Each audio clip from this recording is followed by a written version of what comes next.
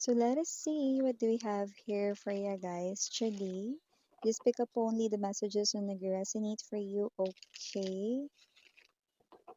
Someone here, maaring laman ka ng kanyang thoughts. Pero yung thoughts na ito, parang ang tagal ka ng laman ng kanyang thoughts. Okay? I'm getting already a year or years. That's what I'm picking up. So let's see. By the way, mga babes, no, if you're interested to know someone's hidden thoughts or hidden feelings for you, not mentioning anything sa'yo, then I'm gonna dive into that person's deep thoughts of you. And if you're interested, just message me, no, inquire sa thehighpriestessrokr@gmail.com. So let us see.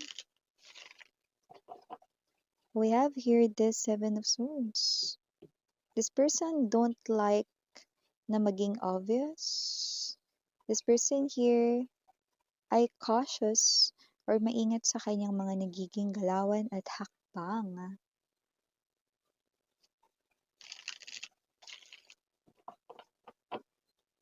Whoever this energy is, this person is not thinking negative about you.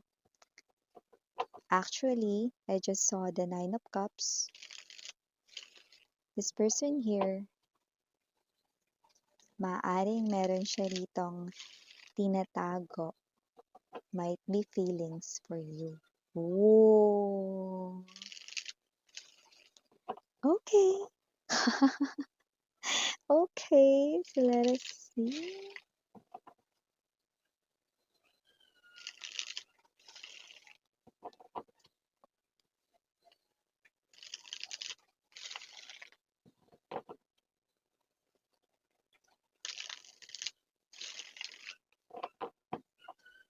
Okay, let's go ahead and check other informations and details about us.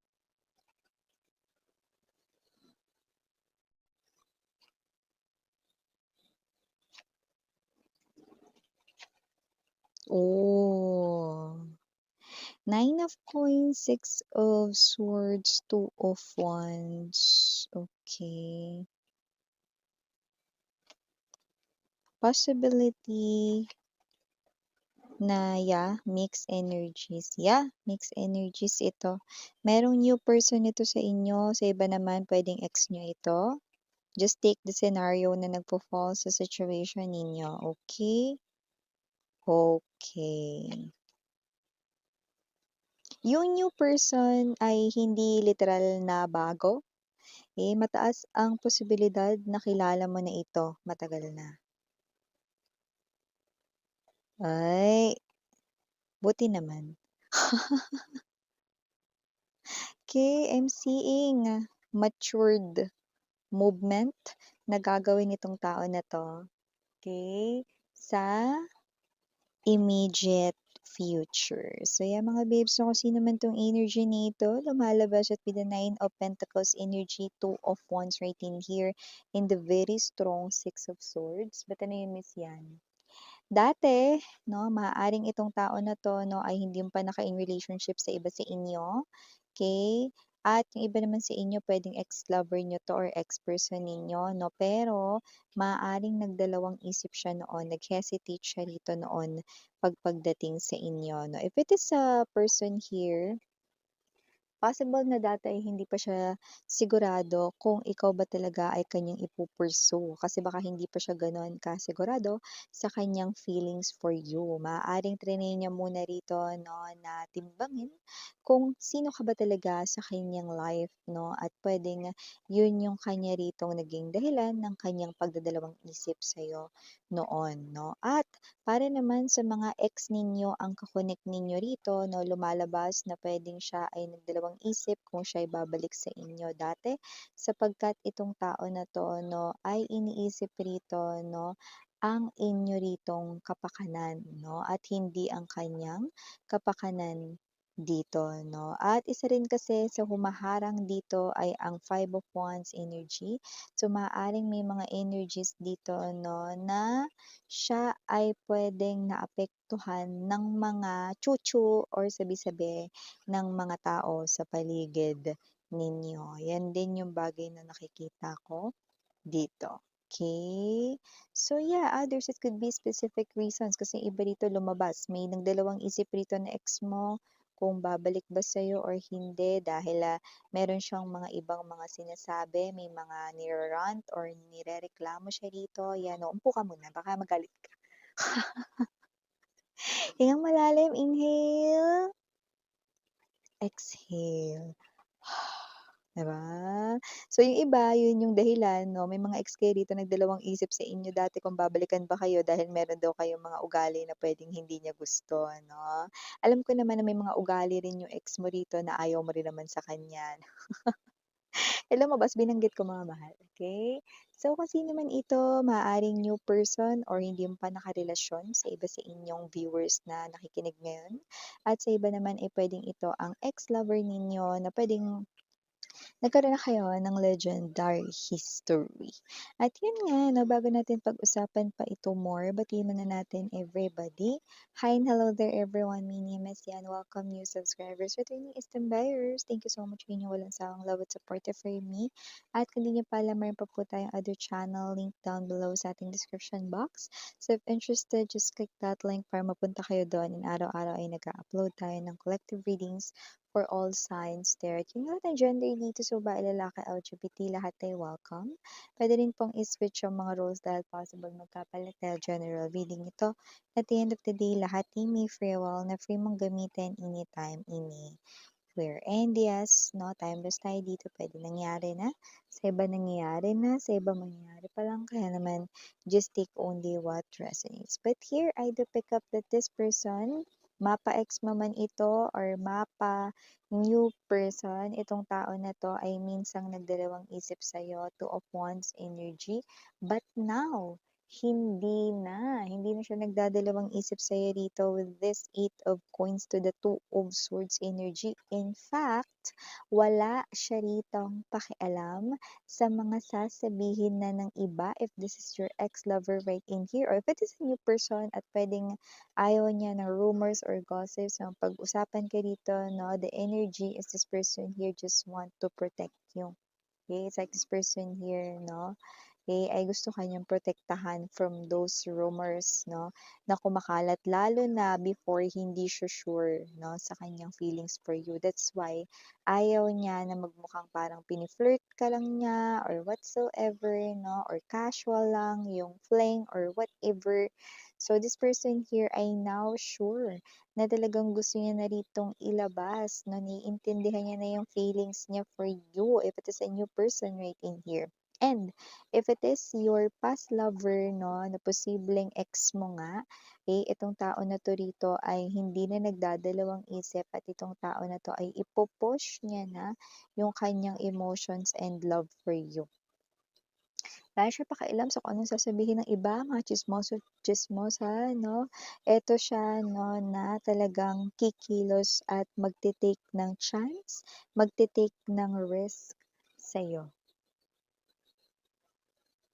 Full energy. At kung sino rin 'tong energy na 'to lumalabas 'no, na itong tao na 'to ay puwedeng medyo matagal na wala, okey? At nakikita ko rito 'no, na ito yung bagay na puwedeng pinakaisip niya ng matagal. May energy kasi siya rito ng fear, parang may natatakot rito na mga ex, ng mga tagapakinig natin ngayon 'no.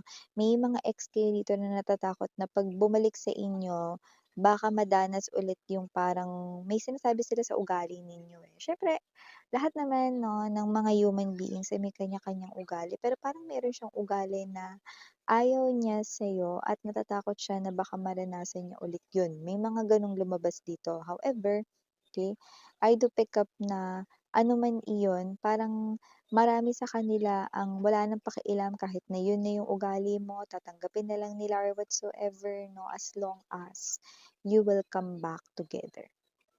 Okay.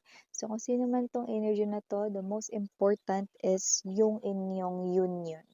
mapa new person man ito, the important here para or significant para sa kanya ay ang inyong union. Okay? Bilang couple, bilang officially, no, naligawan kanya or mag-enter kayo sa courtship stage, okay, or i-express niya sa'yo dito yung kanyang feelings and the emotions for you, no, at hindi na siya nagdadalawang isip. At kung ito naman ang ex-lover mo dito, no, nakikita ko dito na talagang siya ay gagawa ng paraan upang mapagtagumpayan ano man yung parang mga nagiging mga harang sa inyong pagbabalikan. So we have here the Four of Cups. Ayaw niya na ma-miss ang opportunity, okay, para sa inyo. Temperance energy, hindi siya uupo lang at mananatiling kalmado, no, habang umaandar ang oras at panahon. This person do not want to waste time. That's why naka-open yung isang eyes. Okay? At nakita ko rito, no, na itong person na to with the Seven of Pentacles energy ay mag-invest na more sa kanya ritong nararamdaman, no. Parang matagal na panahon, lalo kung ex nyo to, parang matagal na panahon na sinunod niya yung brain or yung utak niya lang. Yan. Dapat kasi balanse yun eh. The brain must be aligned sa heart, okay? And the heart must be aligned sa soul. Okay? So, kung sino man tong energy na to with the Seven of Pentacles, mapa new person man yan or mapa ex mo, this person here is now understanding, no? Yung inyong connection. Understanding where you stand in his or her life, especially right now. So, kung sino tong energy na to, willing to put in the work, willing to give so much effort, okay, as long as yun ay para sa'yo at nakikita ko na ang taong ito ay hindi palalampasin ng pagkakataon, no? Para tuluyan na kayong magkasama dito. Yan. Definitely, this person will take a risk, okay? Will dive into this type of connection here with you. And nakita ko dito na kung ano man yung mga parang mga naging dahilan noon ng pagkasira ng inyong relationship, kung ito man ni ex mo, ay hindi niya hahayaan na maging same reason, no? Upang muling sirain ang inyong relasyon. Okay? At kung ito naman ay new guy or new woman in your life, wala tayo dito ng gender LGBTQs, nakikita ko na itong person na to ay someone, no, na hindi na rito naguguluhan sa kanyang damdamin sa'yo, kundi knows na knows. Alam na alam niya na yung kanyang totoong damdamin para kay collective. At yun nga, no, o yung iba sa kanila, maaari may alagang pet. It could be dog, I'm also seeing cat, okay, and rabbit. So it could be any other animals, just take only what resonates, okay? So, kung sino man tong energy na to, nakikita natin dito that this person here is someone na nakikita ko, no, na simple lang siyang manamit. At possible na kung ito ay guy, mahilig siya or hindi siguro as in mahilig, no, pero maaaring lagi siyang may cup sa kanyang bag, or sombrero sa kanyang bag. That might be clues that I'm mentioning right now. So just take only what resonates here for you guys. And I'm also seeing a worn out no na watch. I don't know if it has sentimental value for this person, pero parang yung watch niya, parang alam mo yung ano, yung strap ay parang worn out, no, or gamit or pwedeng medyo may sira or whatsoever, no, but still using it. Maybe this person here, baka bigay yun ng kanyang mom or dad, or maybe someone na special sa kanyang life. That's why this person keeps on using that. But if you're asking if galing yun sa kanyang ex or whatever, I'm not sensing an energy of his or her ex. That's why I gave you the example na baka yun ay galing sa kanya ditong family members. Okay? So that's why that person treasures that thing. Okay? More likely it's a watch right in here that I'm seeing, but just take only what resonates. Others, it could be in a form of necklace, okay, or maybe it is in a form of a bracelet, something that you can wear. Okay, so yeah, for the initials right in here, yes, we have white, also have here P. We also have here K, and dito rin ang N.